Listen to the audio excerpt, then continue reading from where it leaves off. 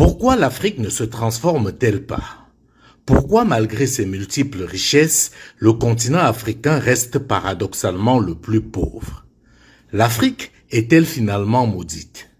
Ces questions, nous nous les posons au moins depuis plusieurs décennies, chacun y allant de son explication.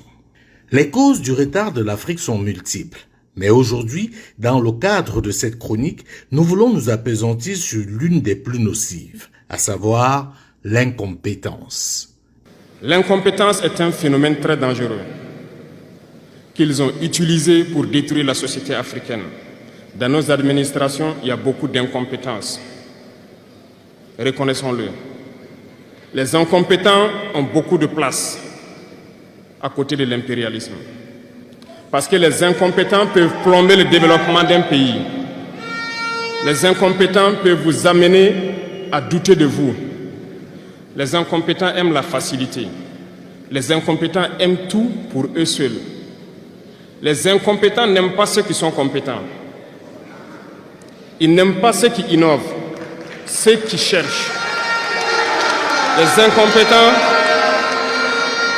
sont dangereux. Lorsque vous êtes éclairé, l'incompétent ne vous aime pas. Lorsque vous voulez innover, l'incompétent ne vous aime pas. L'incompétent sait reconnaître celui qui est compétent et il va le combattre jusqu'à son dernier souffle parce qu'il a peur de celui qui est compétent.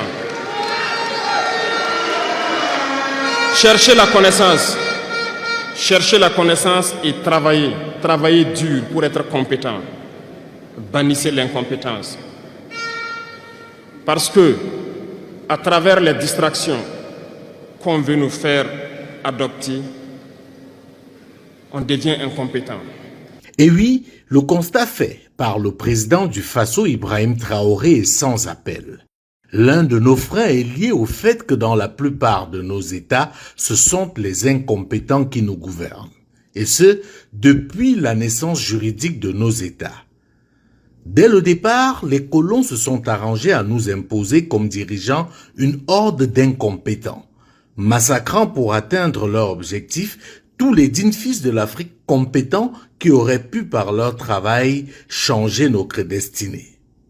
C'est ainsi qu'on a assassiné les Lumumba, Oumniobé, Félix Roland Moumié, Thomas Sankara entre autres, pour nous imposer les Mobutu, Houphouët-Boigny, Bokassa, Léomba, Blaise Compaoré et l'essentiel des dirigeants actuels de l'Afrique, notamment francophone. Voilà donc l'un de nos principaux problèmes. Ce sont les médiocres qui nous dirigent. Dans ces conditions, que pouvons-nous espérer? Rien du tout, car, comme le mentionne fort à propos le président du Faso, les médiocres, ou mieux les incompétents, sont très solidaires entre eux. C'est ce qu'on appelle la solidarité des médiocres. Ils se soutiennent mutuellement, comme vous avez pu le constater au niveau de la CEDEAO, de la CEMAC ou même de l'Union africaine. Ils ont en commun le fait d'être réfractaires au changement, à l'innovation. Ils se battent au quotidien pour le maintien du statu quo. Ils ont en horreur les esprits brillants et travailleurs, car ces derniers permettent au peuple de découvrir leur incompétence, raison pour laquelle, dans la plupart de nos États, les esprits brillants sont combattus avec la dernière énergie. Ils sont marginalisés et traités très souvent comme des parias.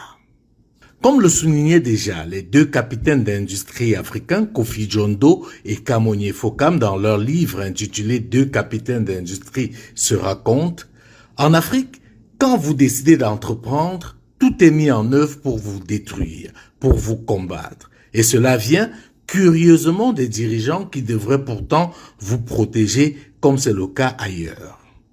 Ailleurs, tout est mis en œuvre pour propulser les esprits brillants.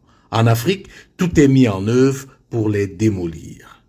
Vous comprenez donc que tant que nous laisserons les incompétents nous diriger, nous n'avons aucune chance de prendre en main notre destin ou encore de restaurer notre dignité. Les incompétents cultivent le règne de la médiocrité à travers le clientélisme. Ils développent la corruption et font la promotion de leurs semblables. Vous n'avez qu'à bien observer la constitution des gouvernements dans la plupart de nos États. Comment devient-on ministre au Cameroun, en République démocratique du Congo, au Gabon, au Congo, en République centrafricaine, etc. Comment devient-on directeur général, au cadre de l'administration? Pour s'éterniser au pouvoir, les incompétents ont compris qu'il fallait distraire les jeunes, afin d'éviter qu'ils ne se rebellent. On va mettre tous les moyens en œuvre pour éloigner la jeunesse africaine de l'essentiel, à savoir le travail. À travers les distractions qu'on veut nous faire adopter, on devient incompétent. Je vous prends un exemple. Les réseaux sociaux sont les lieux de publication des informations aujourd'hui. Les gens s'informent à travers Internet et beaucoup de choses. Un jeune qui publie sur les réseaux sociaux un article sur sa ferme ou un projet agricole ou un projet scientifique, je suis jeune, je connais les termes. Il n'aura pas peut-être 1000 vues. Mais un jeune qui publie sur des futilités, il a des millions de vues.